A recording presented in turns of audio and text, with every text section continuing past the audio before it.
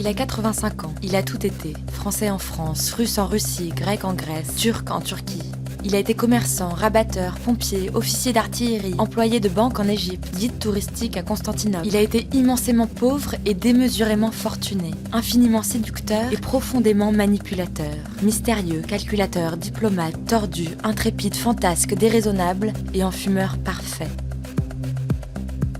Ce roi de la combine, ce génie des mots, possède un nombre incalculable de secrets. Il a traversé son temps comme un fantôme qui hante l'Europe et tire les ficelles du monde.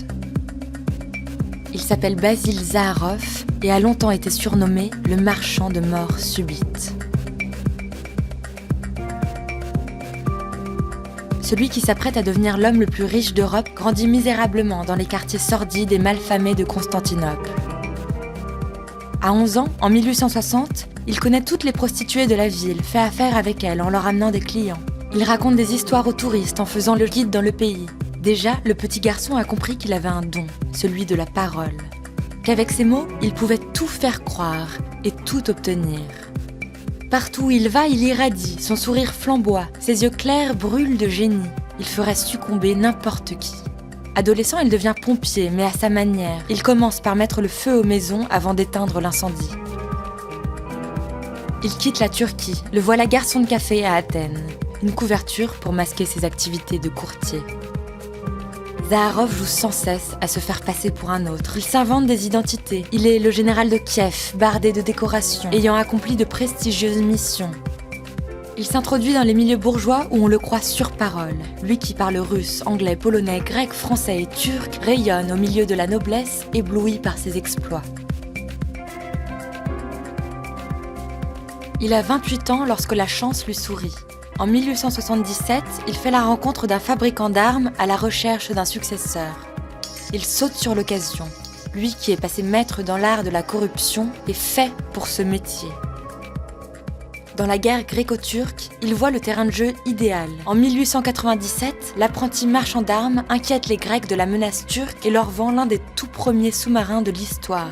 Sans perdre un instant, il court voir les Turcs. Les Grecs possèdent un dangereux sous-marin, leur dit-il. Vous feriez mieux de vous protéger. Zaharoff vend 2 sous-marins à la Turquie.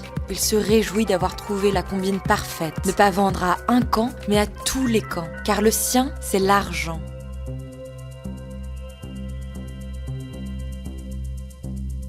Pendant des années, dans l'ombre et le silence, Basil accumule les contrats, renforce son influence et sculpte sa fortune.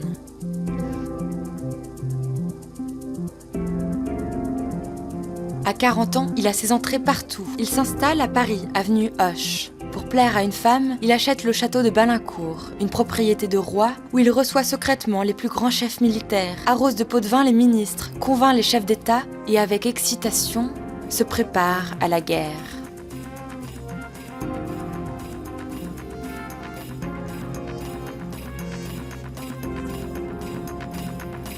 En 1914, le conflit mondial éclate et fait chavirer l'Europe.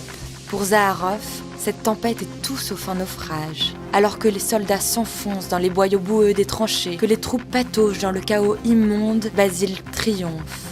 Il livre canons, croiseurs, sous-marins et avions. À tous, il fait crédit. Chacun payera après la guerre, promet-il. Aux 4 coins du monde, ses mines explosent, ses mitrailleuses sifflent, ses obus détonnent. Au milieu du grand brasier de la guerre, les lingots d'or de Zaharoff flambent.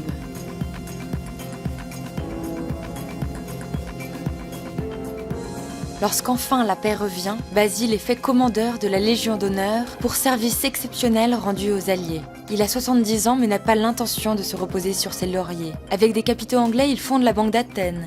Il manipule l'argent avec la voracité d'une hyène. Partout en Europe et dans les Balkans, on le voit rôder, imposer ses volontés, influencer les consciences, soutenir les affrontements, jouer la course aux armements. Quelle que soit l'issue des conflits, Basil Zaharoff, lui, en sort toujours vainqueur. Plusieurs années ont passé. Dans les rues brumeuses de Londres, les artères ténébreuses d'Athènes, les allées fumeuses de Monaco, une silhouette erre tel un fantôme aux mains tachées de rouge, orchestrant le concert de la diplomatie mondiale. Basil Zaharoff a 85 ans et se retourne sans honte sur son passé.